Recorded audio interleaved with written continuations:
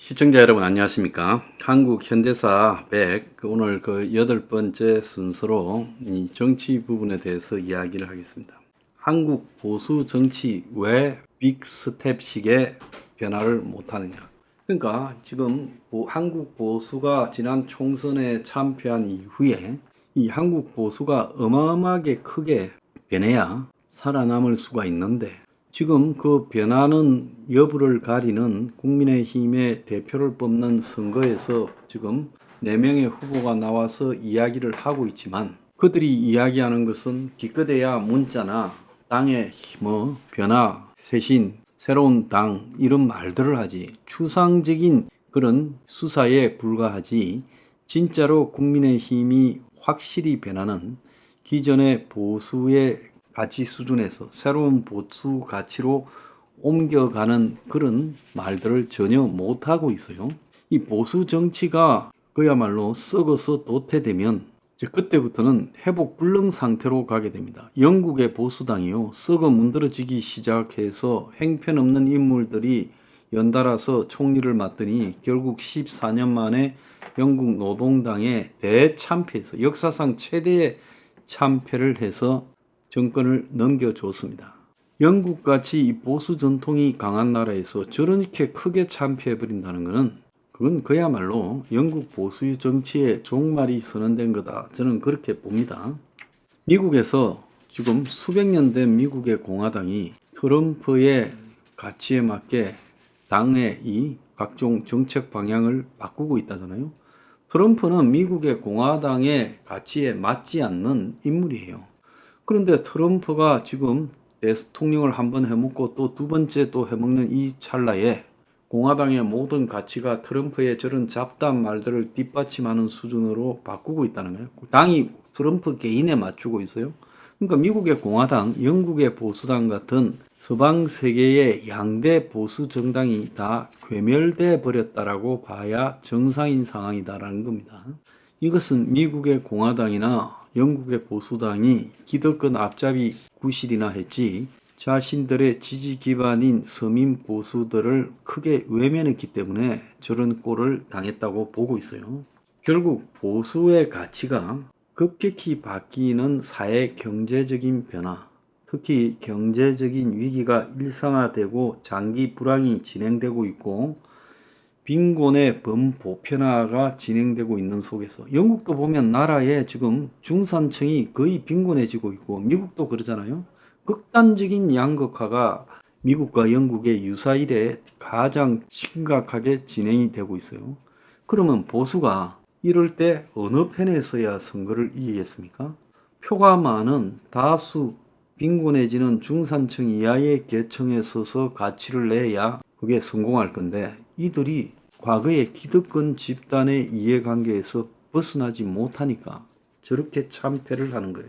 우리가 흔히 보수를 갖다가 과거의 전통과 관습을 존중하면서 서서히 사회를 변화시키려고 하는 정치를 의미한다. 이렇게 해석을 할 수 있겠죠. 거기에 반해서 진보라는 것은 과거의 전통과 관습을 무시하면서 급격한 변화를 추구한다. 보수와 진보를 가를 때 여태까지 내려왔던 관습과 전통을 어떻게 바라보느냐. 두 번째는 변화의 속도를 어떻게 잡느냐. 이게 보수와 진보를 나누는 저는 틀이라고 보고 있습니다.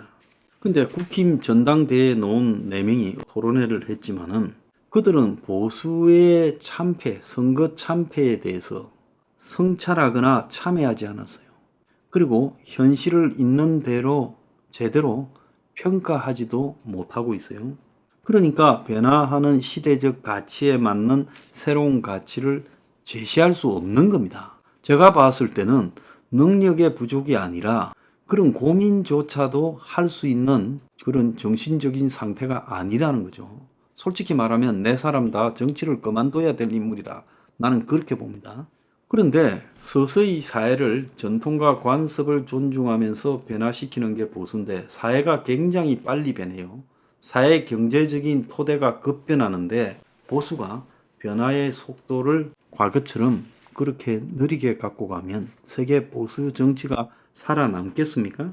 장기 불황이 보편화되고 인플레가 심해지고 중산층 이하의 삶이 고통받고 아주 초부자들만 잘 사는 이런 세상이 되어가는 속에서 보수가요, 변화의 속도를 옛날처럼 계속 느리게 갖고 가고 또 전통과 관습을 고수하면 그것은 곧바로 죽음이라는 겁니다. 회복 불능의 죽음이에요. 사회 경제적 변화의 속도가 급변하면 보수도 시각이 급변해서 변화도 급변해야 되는 거예요. 그래서 보수와 진보의 가치를 급변하는 변화를 갖다가 하느냐를 가지고 이제 따지는 게 아니라 급변을 하면서 그것이 사회적으로 유용하고 사회에 던져주는 효용을 더 크게 만들면서 사회를 혼란스럽게 만들지만 않으면 되는 거예요. 오늘날 보수의 역할은요, 변화의 속도의 문제가 아니라 정확하게 변화하는 급변하는 사회에 대한 대안을 빨리 마련해서 제시하는 것이 보수가 해야 될 일이라고 생각을 합니다. 자, 한국 보수가 지금 낙후될 수밖에 없는 요인을 제가 좀 보면요. 한국 보수는 성장이 당연한 시대를 가정하고 경제정책을 펴요. 경제뿐만 아니라 모든 보수의 정책이 거기에 박혀요. 이제 성장이 불가능하고 역성장의 시대라는 걸 인정을 안 합니다. 무식해서 그렇죠. 경제적인 낙수효과, 상층이 돈을 많이 벌어야 밑에도 흘러 들어간다. 그것도 끝났다는 걸 인정을 안 합니다. 이제 위에 돈이 밑으로 흘러 들어지지 않고요. 초부자들은 그냥 엄청난 소비를 하지만은 그런 소비들이 밑에 있는 사람들의 수익으로 연결되지 않는 시대가 됐다는 거예요. 낙수 효과가 없어요. 오히려 분수 효과를 이야기합니다. 파운틴 효과라고요. 그리고 대기업이 한국 먹여 살린다. 이제 89%가 고용이 중소기업에서 나오고 자영업자가 500만 개 이상의 고용을 하고 있습니다. 그래서 중소기업과 자영업이 고용을 대부분 하지 대기업의 고용은 극히 일부에 불과해요.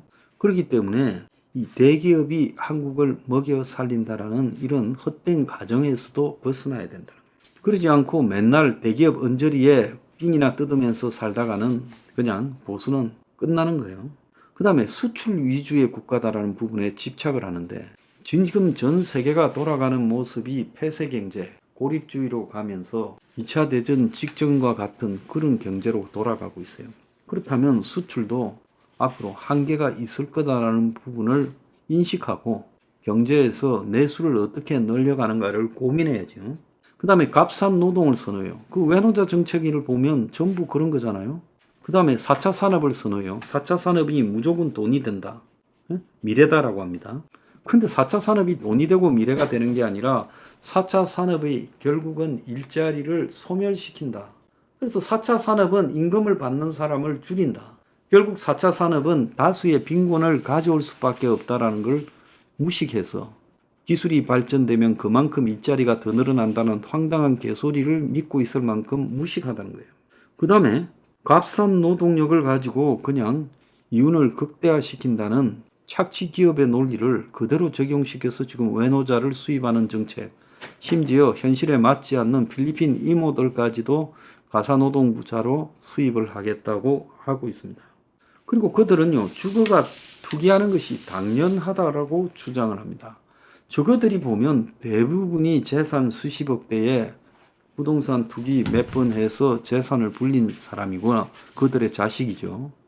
그러니까 한국의 보수 정당에 공천받는 사람들 중에 보면 그 대에서 자수성가한 사람이 없지는 않겠지만 대부분 신분이 세습된 사람들이에요. 그러니까 어릴 때부터 보고 듣고 또 자기가 한 행동이 부동산 투기예요.